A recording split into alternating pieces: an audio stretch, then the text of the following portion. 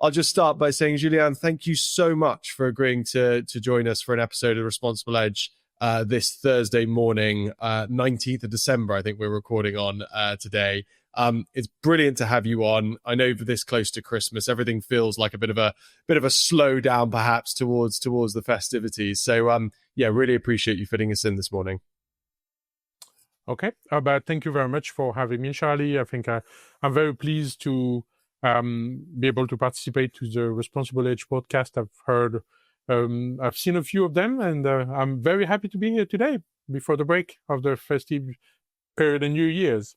Excellent stuff, Julien. Well, it always fills me with slight fright to know that a guest has actually sort of watched or listened to some of our previous episodes. I really did. Slightly hot under the collar, but obviously the guests that we've had on have been absolutely fantastic. So hopefully you got a lot from those previous shows.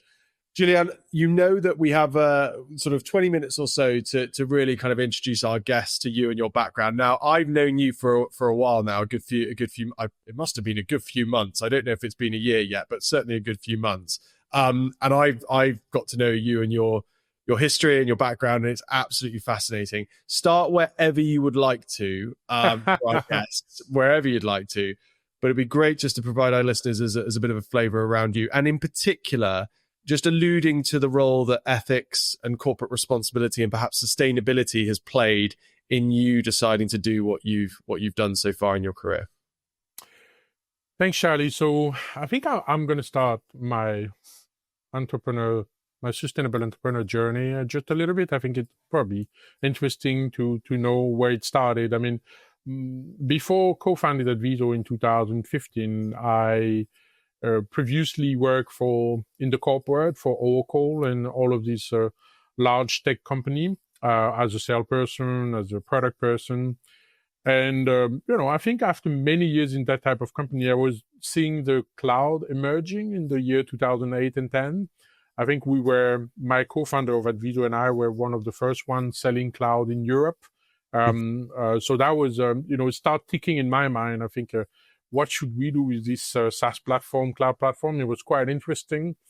And in 2013, a lot of change happened in my management, my corp side. A lot of people left, and I decided to leave. And also, I was originally in France, and I moved to the UK.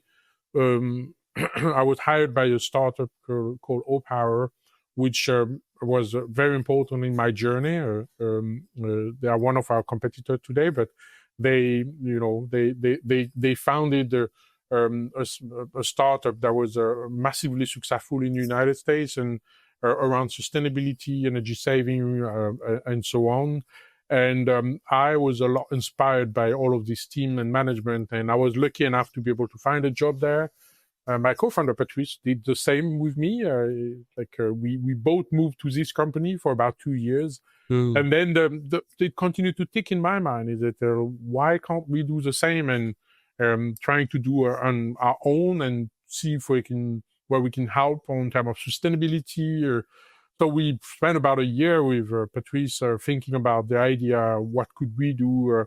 We quickly come to the water sector that was pretty left on the side around anything about helping customers, saving water, etc. And in 2015, we decided to actually go and create our own, let's say, company, which was the reason we founded Advizzo in that time. So that's pretty much the journey for me from going from the corp world to the startup world. And that's where it started. That's where we entered. We wanted to have an impact, and it bring me there in 2015 to co-found Advizzo, basically. And Julien, that was beautifully summarized in just a couple of minutes, but you're not getting away with it that easy. I'm going to dig a little deeper into this background. When you were working in the larger corporate space, were you working on projects or with companies that related to sustainability then, or was it something that became a real focus for you in terms of what you wanted to work on when you left the corporate world?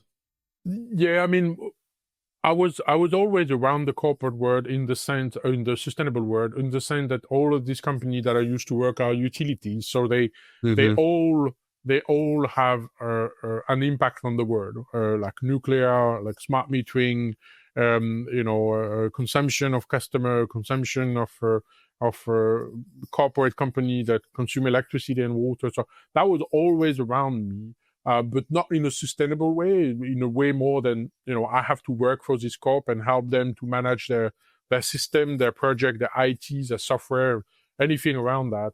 The sustainable way come with O-Power. So O-Power was originally co-founded in 2007, so way before I was even thinking about moving into that world. And they really created in the United States a wave of business around energy efficiency and energy saving. And again, one of these co-founder of this startup, Alex Laskey, was a really an inspiration for many, many people around the world. And he inspired me to do the same in the water and energy sector, but in Europe, in a bit of a different way. So my real sustainable attraction for trying to make an impact and leave an impact in the world started when I joined O-Power. And during 2 years, I was really digging on how this world works. Like, how can you make a product sustainable? How can you make a market out of nothing to make it viable? So that's really where it started, a bit before the corp world. What called me into the startup world was the SaaS world, the tech side of it. And then during that experience, I did the sustainable work, which led me to co-found a SaaS tech startup in the sustainable world to be able to leave an impact. So it's really where it kick off on my side around the sustainability side.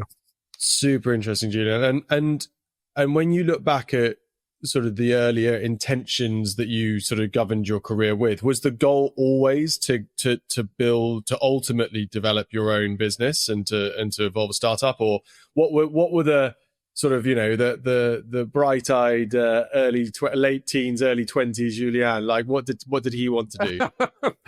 Well, I mean, no, not really. I think to be honest, we did. So my co-founder Patrice is also someone I've worked for about 20 years now, almost. And we started together in probably 2010 and 11. We had this idea about, like, why don't we do something for our own? So we tried, but we were not ready. The idea was not coming right, etc. And we did try again in 2014, and this time it worked because we co-founded Advizzo. So it's really a journey to become an entrepreneur for me. It didn't come out of the blue, and it really needed to have some stability in my life, some sense of achievement from the past to be able to say, now it's time to go. So it built up over a year for me to become an entrepreneur. Even in my 20s, when I was a young tech guy, working as a developer and then as a project manager and a consultant, it never occurred to myself that it was what I was going to be doing in 15 or 20 years. However, now it's effectively a bit difficult to think about not necessarily going back to be an entrepreneur again. I think when you've started and touch it's bloody hard, but you also learn so much by doing all of that, and I'm sure you know that, Charlie. So it's it was a really long journey to arrive to where I was, and I didn't plan it at all. It came pretty naturally for me to arrive there. I mean, I was of course pushed by a lot of things, like this company O-Power, Alex Laskey inspiration, Patrice, my friend, which helped me to co-found Advizzo, was a huge inspiration to me as a partner, friend in that journey, because he on his side, he really wanted to do it. So he helped me to shape that as well. I mean, I have to give him that on the way. It was part of what built my need to become an entrepreneur. Yeah, I love that, Julien. I think there's so often overlooked, like the impact of those people that are with you at the formation of not just the idea, but the ultimate intent to build a business around that idea. Like that need for encouragement and nurturing and that kind of, let's actually crack on and do this. Like, it's often overlooked as a key inspiration, if you like, that forms the basis of a business. And I think that's lovely that you've acknowledged the role. And it's funny because in some ways, so this company that I mentioned, O-Power, it's effectively one of our competitors today in a small way. I mean, we're much smaller than what they are. They've been acquired by a big tech company in the US, Oracle.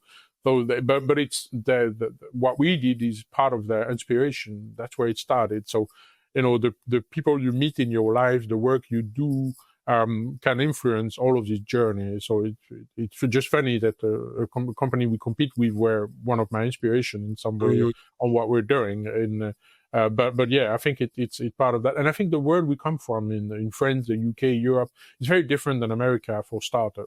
Startup world was just emerging in the year 2012, 15 when we created. Where now startup with a lot of accelerator that help to there's help to become entrepreneur. When we started, we had no help to become entrepreneur. We just become and did it and did a lot of mistake and learn from it to try to stay alive and grow our company basically. So that was a long journey, but very exciting. And that was almost going to be my next question, was like looking back at your life and your experience working within the corporate world and then working on your own startup, like what were the major kind of benefits that you saw in your experience of working on a startup, and what were the things that you had become accustomed to within the corporate world that were difficult to deal with as a startup entrepreneur? So a few things. So first, when you work in the corp world, in the tech corp world, like company like Oracle, SAP, Salesforce, I mean, at least back in the day in 2010, you basically spend 60% of your time doing admin and 40% selling and creating something. So it's really a lot about the process.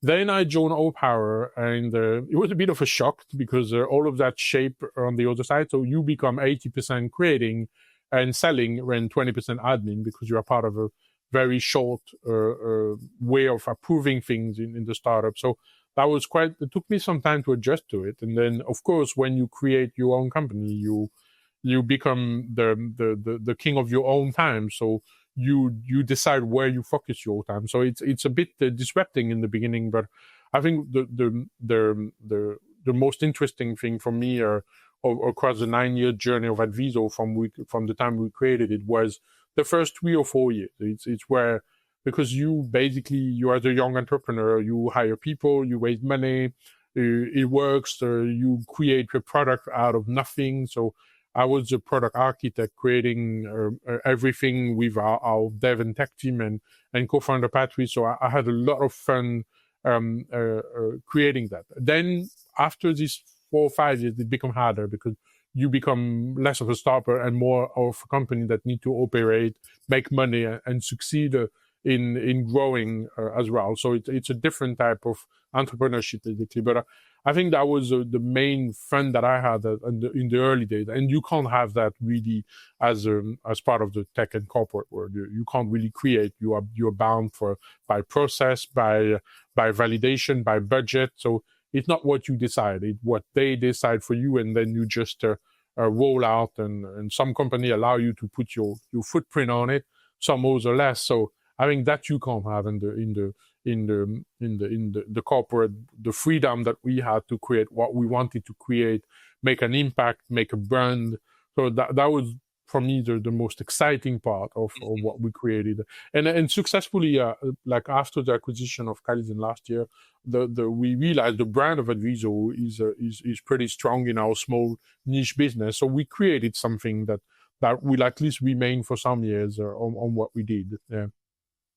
And which is fantastic, and we'll come on to speak a bit more about Advizzo in due course. But Julien, let me ask you the other side of the coin. So, what were you've spoken beautifully there about the sort of the early years and that freedom and creativity and all the excitement that goes into that experience. What were the experiences that you had during those early years that were difficult? Like, I think it's always good to talk about the good stuff, but let's be real. Like, what were the challenges that you faced in those early years? Many. I think the first challenging thing is that when me and my co-founder decided to create a SaaS platform. So it's software. Software costs money to build. So we couldn't. The two co-founders were basically not tech people. in the core. So we needed support. So we needed to hire a developer. So the journey to raise money was difficult because it's a long time. It's a very stressful process. We weren't paid for about 18 months with no salary. We left with nothing. It was really a deep dive in the dark from that sense, financially speaking. So of course we had a career in the corporate, in the startup world before, so we were nothing to blame of, but or to complain of in terms of finance. But that was hard part. So by yourself being on your own, trying to raise money on something you build step by step, but not having resources at the end of the month is very disturbing.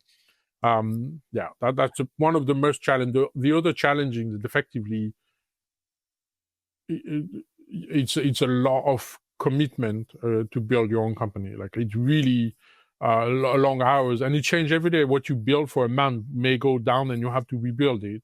So luckily for us, we didn't had massive failure. We had like major failure regularly that we basically got inspiration, got learning, and rebuild.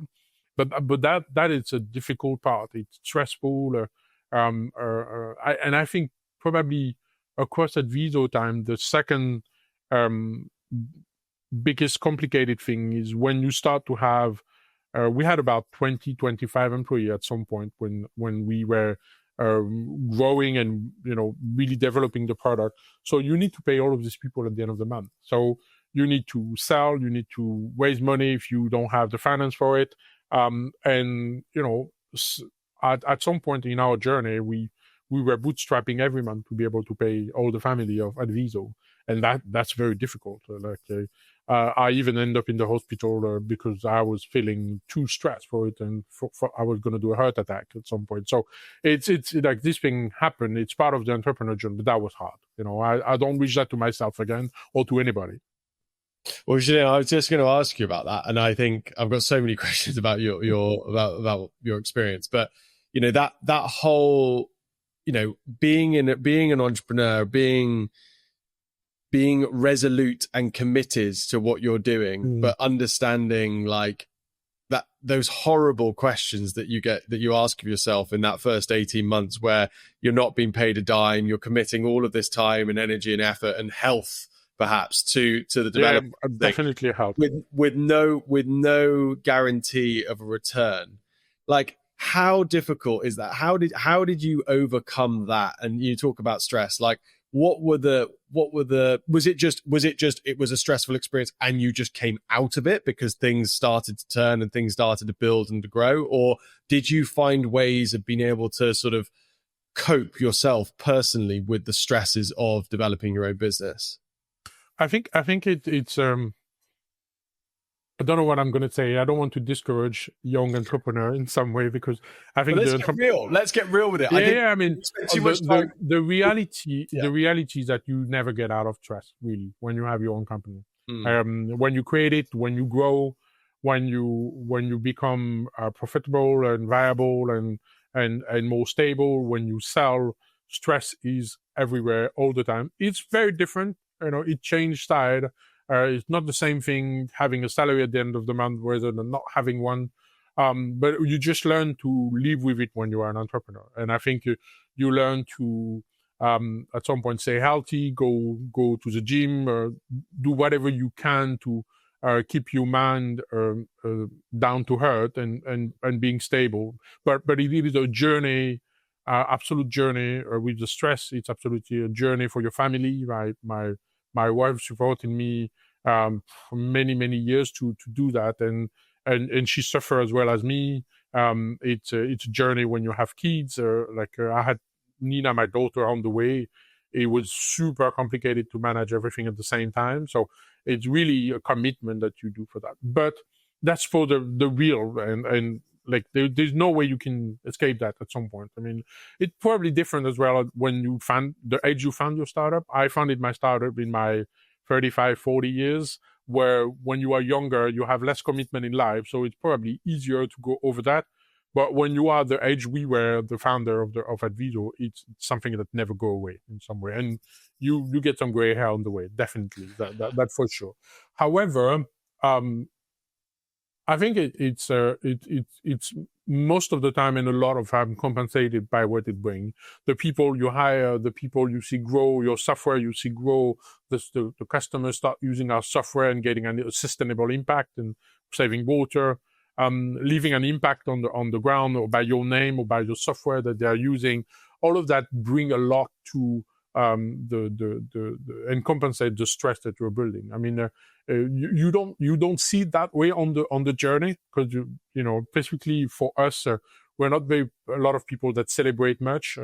We celebrate a few success, but we don't acknowledge it, like do a big party and things like that. We were just into the moment and continue. But definitely anything we've built over the years compensate massively as well the stress you're building, which is why we went up to the end of the cycle, if you were creating it, growing it, making it stable, profitable, and then selling it on that. And there's not many successful cycle like that. Less than 1 or 2% of startups succeed like that. But so the business we built was thriving enough for us to be proud of it and continue for it, basically. Julien, it's fascinating, absolutely fascinating. I've got so many more questions I want to ask you about you, but we've obliterated our 20 minutes. I'm going to ask you one question, though, on you before we move on and talk about today's article. You've already alluded to the impact that being an entrepreneur and building a startup has on you individually, like the impact that it has on your health and, the amount of stress and all the rest of it. Like, when you think about what you're going to do for the rest of your career, and you get to the end of your career and look back on upon what you've done, what do you want to be able to say about the rest of your career? I think I'm still figuring out what will be next for me, because we've been acquired 18 months ago. Advizzo is integrated to Calizen now, almost finishing. So I'm starting to continue to help them to take care of Advizzo and grow it properly. So I don't know, but it's effectively difficult not to become an entrepreneur again. So and the way I see that is because I do a lot of side pro bono, as you know, that I help a lot of startups, including you, Charlie, and that's why we know each other. And that's so grateful to see all the experience I had and how I can help others with that. That's really something I found extremely grateful. So I think the only thing I want to be sure for my next career is I want to continue to help others to build successful ventures, successful startups. So that will be part of what I will do in the future, that I'm doing already pro bono, but that may become my job one day. Who knows? That's probably the first big learning I have at the moment. I've learned a lot. I'm happy to help others, and that's so grateful to be able to help others on the journey, especially on the sustainable world where there's so many things to do. I think that's probably what I can say for now, and then we'll see where the corporate would bring me back some interesting thing to do, or if at some point I jump over and do another startup with AI and all of these type of exciting things that come over. So that's where I am in my journey now as a next step after Advizzo, basically.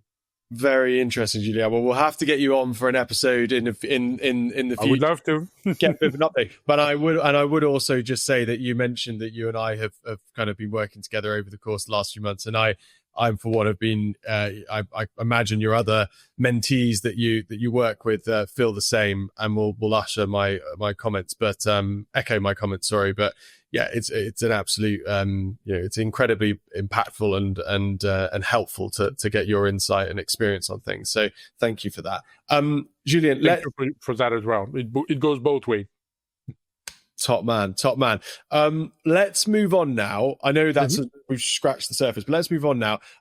Now I know that the article that I shared with you was sat behind a bit of a paywall, so we've only really got a flavour, if you like, of what the piece actually covered. But would you mind just providing the very brief sort of synopsis that we can, Julien, of the piece about, I think it was Another Tomorrow in Vogue Business, just providing our listeners with a bit of a sense of what the article covers, and then picking out for you whatever the most interesting points were from well, the article was about someone that built a brand starting from nothing in the fashion industry, become a sustainable brand. I think that was what it was about.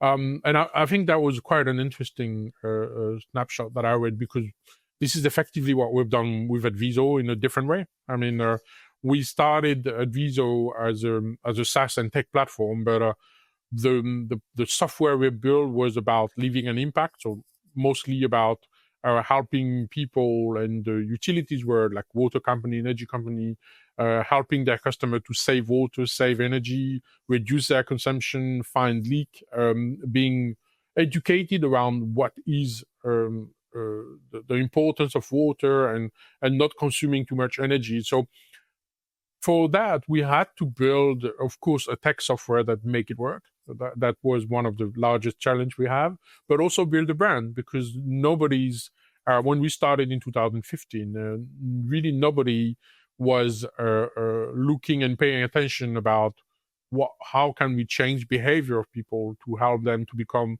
more sustainable, to drive in towards sustainable behavior. It was really something that was emerging in 2014 and 15 when we left our previous startup to create what we did. So we had to move mountain to be able to create this market and a brand associated to it. So I think that was I relate to creating a sustainable brand. Even in the days of today, is a technical challenge first, because you need to prove and you need to make it work. Greenwashing is not an option when you do this type of business. And secondly, you need to make your brand recognizable for it. And that's probably what we have built over 10 years in Advizzo. We're not in the fashion industry for sure. Like, the brand is less important than what it relates in the article, but it's important for able to justify and make sure people trust that your sustainable result, the behavioral change we're bringing is true, relevant. You have got the tools to make it work, to measure it, to prove it. So we had to develop many things technically and in terms of branding for us to be able to be seen as a not only a leader, but as a reliable, sustainable solution to tackle this type of problem. Yeah. Super interesting, Julien. And I think for anybody out there, I mean, we've got a lot of founders out there that are, thinking, or purpose-driven founders that are thinking about how they develop their businesses. And I think what you've just described is some really perfect, direct advice to anybody out there that's thinking about the early kind of ideation stages of how they develop their brand to fit with the product or service that they're looking to develop. I've got a couple of questions on the article itself, Julien. One is related to an absolutely brilliant term that was used, which was graveyard diligence. And I've never come across that before. I don't know if you had before. Imagine you might have, but it referred to, I think, graveyard diligence in that I think it was Vanessa who founded Another Tomorrow.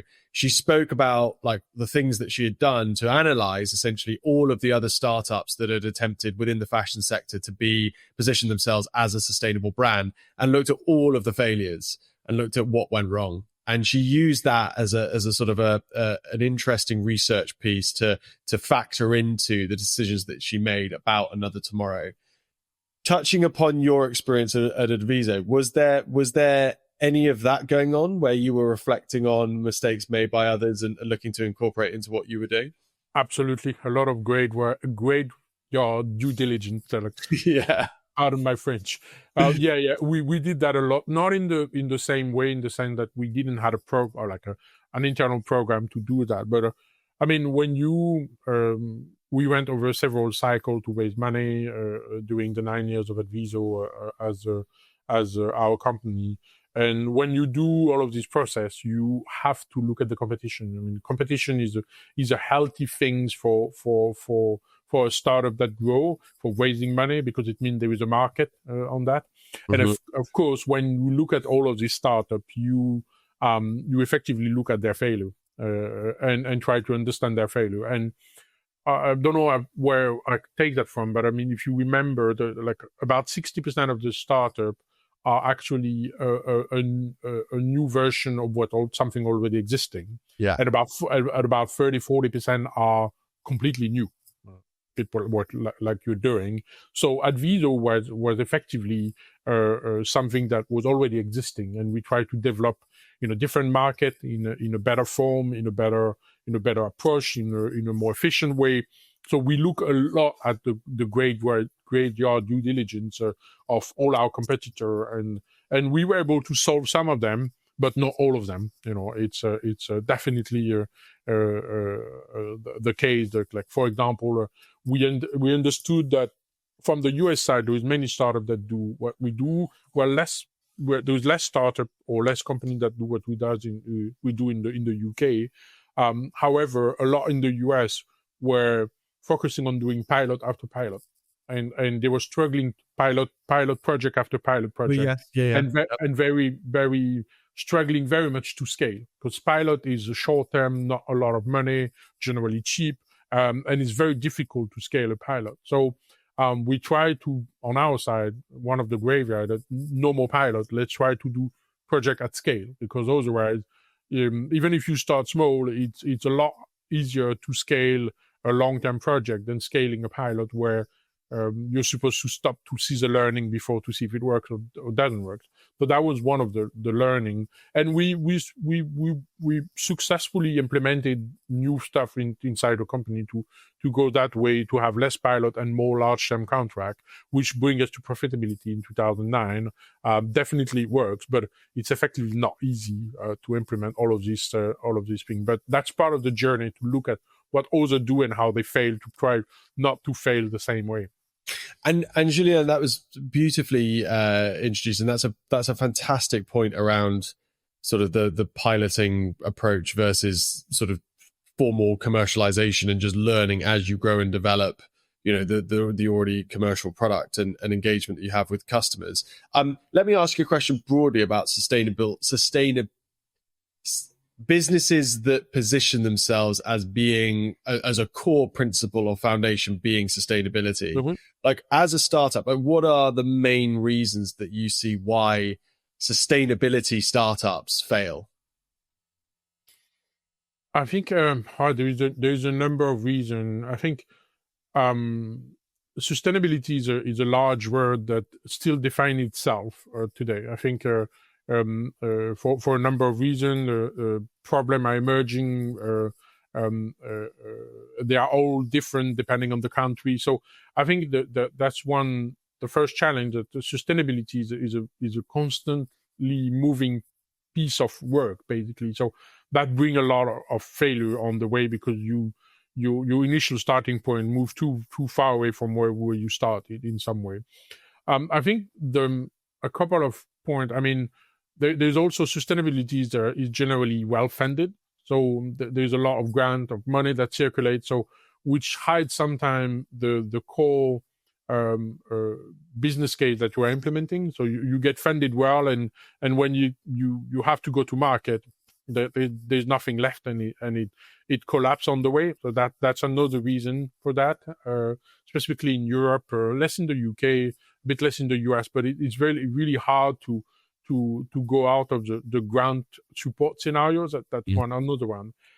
For me, the biggest one, which relate to Advizzo, and it's very different depending on country. So when you create your solution and your business model, there is some business model that become very efficient when they become regulatory. What I mean by that is that when the regulation support your business model, it's a lot easier to succeed and grow than when it's not. Because if you go see clients that have the mandatory goal to implement solution like yours, or goal that you are trying to achieve, it's a lot easier to sell your product than if not happening.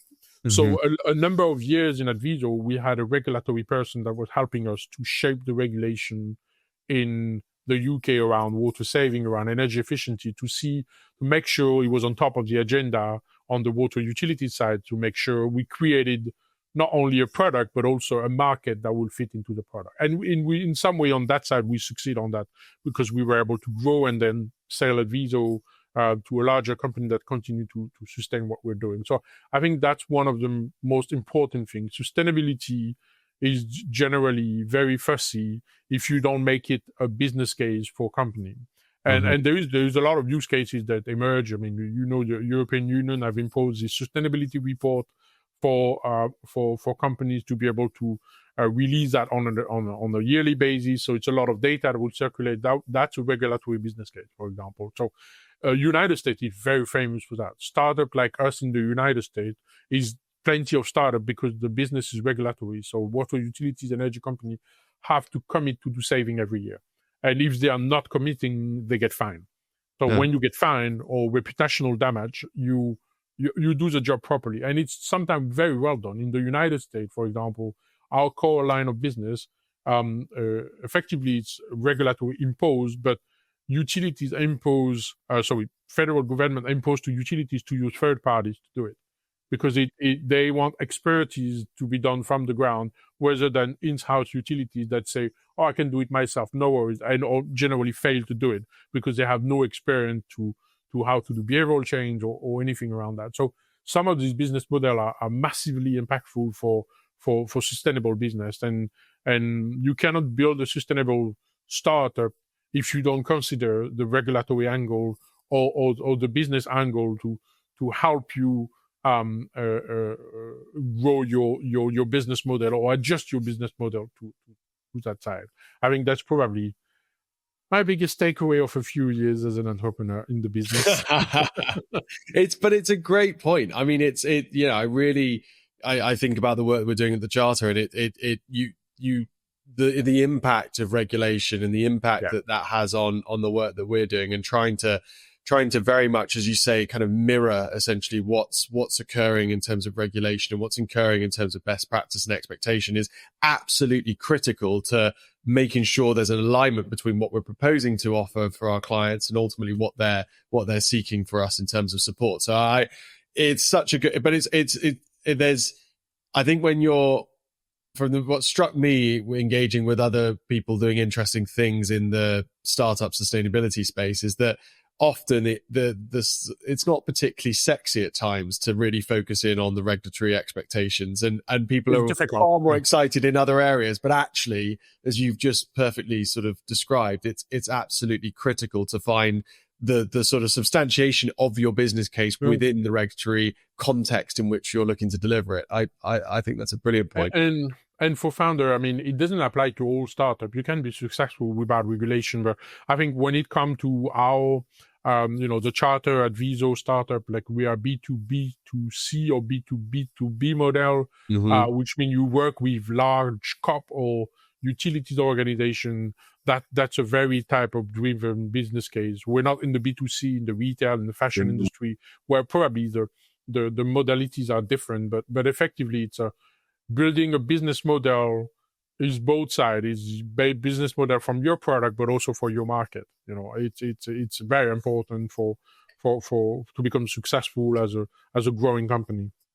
Julien, it's fantastic. I knew we were going to have a show that was going to provide these real like practical nuggets or strategic insights for our listeners to take away, which it absolutely has.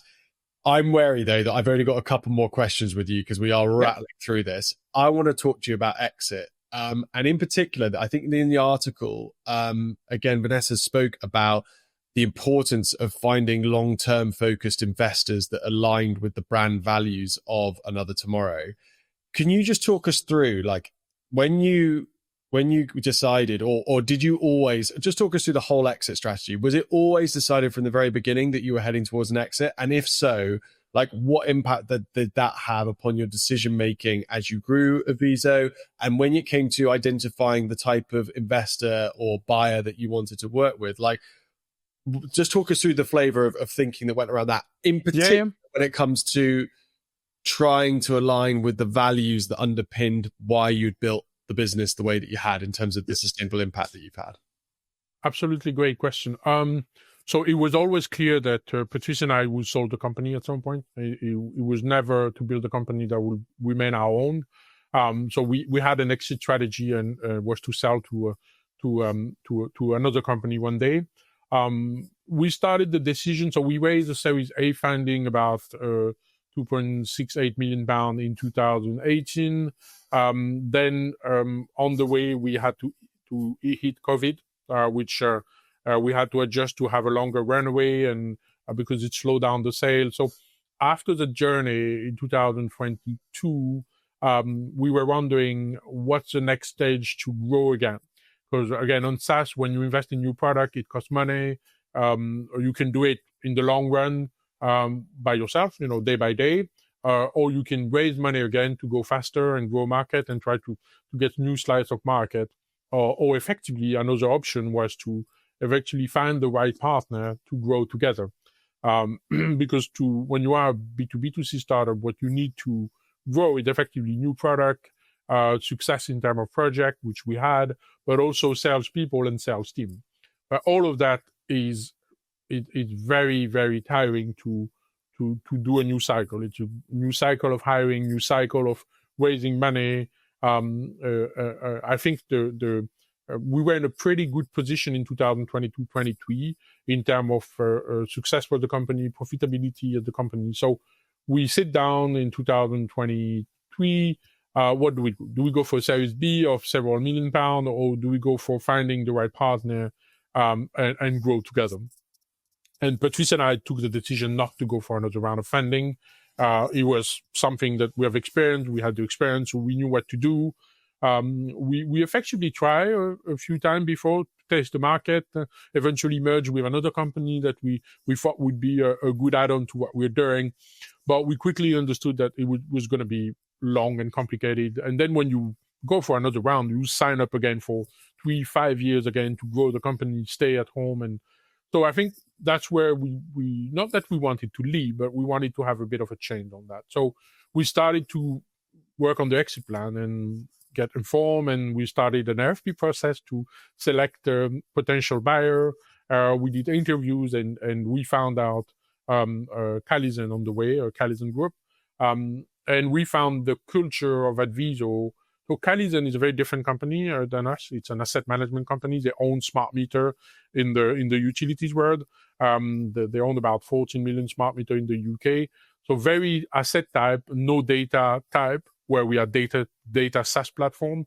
But it was very complementary because we take our data from the smart meter. So the marriage between both companies was looking perfect, to be honest, and it's still perfect. And also they didn't do water. We were doing in the water industry, so the water industry was changing to smart meters. So a lot of different positive outcome, and that's why we decided to go in a form of exclusivity with them, do a due diligence on that. Also, their interest in some of the items we use, like the data science, machine learning, behavioral science, which is part of the core tech thing we do, is really what we wanted to continue to do. And they are pretty open of that. They also have a very open smart energy for all, with a net zero strategy for complete decarbonization or supporting business to decarbonate. So all of that match exactly with what Advizzo is made for and was created for. So in terms of marketing and adjustment, in terms of sustainability goal, it was just great. So we decided to go. We did the due diligence. It works, and we're now part of Calizen Group basically for about 18 months. Yeah. Very good, very good. And how much did, like, what was that like? What was that like transitioning from working for 10 years on your baby, the business that I take the point that you'd always had the exit in mind. But I always reflect on, I think there's a study that's been done around PhD academics who talk about the almost sort of the mental come down that comes at the point at which their PhD is submitted for final review, because there's lots of instances of depression and of different mental health related issues, because people have worked on this thing that's been their identity for so long, and it's been their core focus, and then suddenly they submit it and they think, right, who am I? What do I do? I know that you're still working on Advizzo as part of the group, but what was the mental experience like for you of going from drive, build over 10 years to, oh, the thing's sold. I've done what I intended to do. What was that like for you? Yeah, it's a bit of a shock, to be honest. It takes some time to realize. I think the first 6 to 8 months, nothing really changed. because you have to go to you still yourself on your own team, and then when you start integrating the company, it comes with up and down, because rejoining a corp world is difficult when you have been an entrepreneur. So the process is different, etc. You have to adjust to all of that. So I had to go through all of that. So it was effectively a bit of a Russian hill, up and down, to go for it. I mean, the stress is not the same. When you have handed over your company to a larger group, you still have to succeed and show to the group that you have succeeded and you can grow your company. That doesn't change, but the company is not yours anymore. So you're not in charge anymore if you reach any issues, it's not your problem anymore. So your company won't die from one day to another, like it can be the case before, if you don't manage your finance properly. So that type of risk and stress goes away. It's another stress that come over to be able to successfully integrate your company, making sure you continue to grow the business, maintain the business, integrate the business. So that's very stressful, and it's a long journey. It's a different stress than before, but it's still some stress that you go with. But we were reaching out the integration by the end of 2024, and I think we are over the stress now. Now it's a very different world. It's working at the corp, working together. The management of Advizzo has now been very integrated with the group. So it's a different stress, but it's not easy when you've been an entrepreneur, and then your startup better than anybody else, and your the market that you're in. There is other people that come and challenge that vision and visibility. So it's not easy as a person to handle that, and you have to adjust, and you have to think about what come next, what do you do next, etc. So not easy, different that stress than before, but effectively it come to an end and you go over it in general. I mean, all the two co-founder and the key people of Advizzo went over it, and we're still all around, continue to work around to make Advizzo a success as part of Calizen, basically.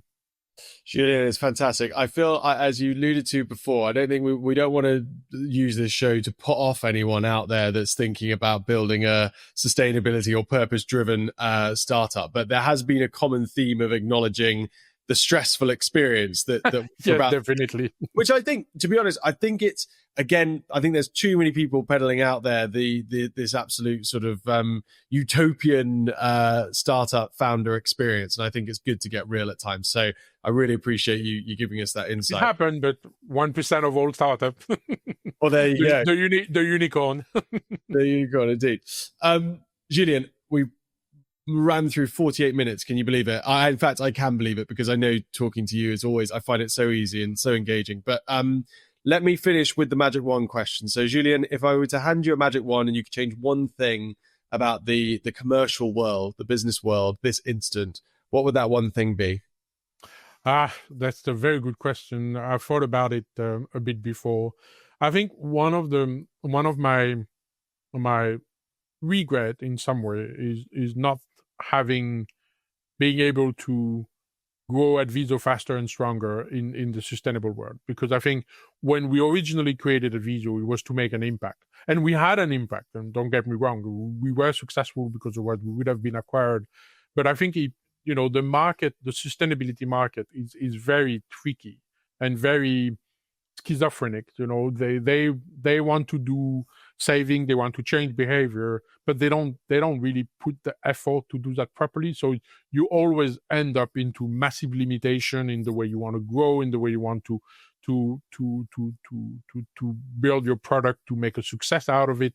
And I think that's a bit of a regret, because effectively the people are limiting themselves, the corp are limiting themselves in the way they should do sustainable grow or sustainable implementation of that. So they really restrict that part. And I found that a shame in a world where we have scarcity of water everywhere. We do more and more renewable. Electrification is on the way for our type of business. putting brake on projects that can help people to save water, save energy better, make their home more comfortable with more efficient product, is always a shame that we can't do more.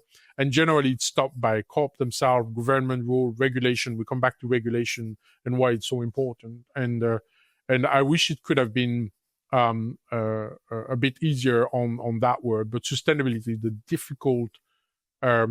difficult market, because you generally need to create your startup, your team, but also you need to push a market that goes with it. And most of the time, startup create their own market to do that and succeed. So it's a difficult change to move corp to say you have to do that. You have to do it bigger and bigger. And that's a bit one of the regret I have, that we were not able to find other angle to grow faster and stronger, because not necessarily from a business standpoint, but to leave an impact, basically, to save water, to save energy, and making sure we would put the UK on a more sustainable track. But we've done what we could, and I'll probably continue to find reflect on ways, or I could change what could I change to do more on that side. Yeah. Well, Julien, it's certainly not, as the article alludes to, graveyard diligence, because obviously you've been incredibly successful with what you've done with Advizzo. But I think that's so that's such a testament to you, if I may say so, on the fact that you can have successfully exited, you can have had the impact that you've had, and yet there's still opportunity to reflect on what could have been done better, what impact could have been, the impact that could have been improved in terms of other things that might have been factored in. So I think that's a real testament to you, my friend, that you finished with a self-reflection like that. Julien, thank you so much for joining us this morning. You're welcome, Charlie. It was a pleasure. I enjoy massively this discussion. Thanks for having me. Top man. We'll leave it there. Thanks, Julien.